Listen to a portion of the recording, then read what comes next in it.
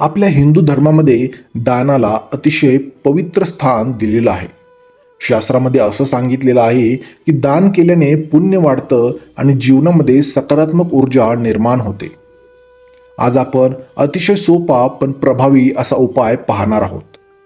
जेव्हा तुम्हाला एखादी गरजू, वृद्ध किंवा भुकेली किंवा एखादी असहाय्य व्यक्ती दिसेल, तेव्हा श्रद्धेने तिला ₹1 किंवा आपल्या क्षमतेनुसार काहीतरी मदत नक्की करा.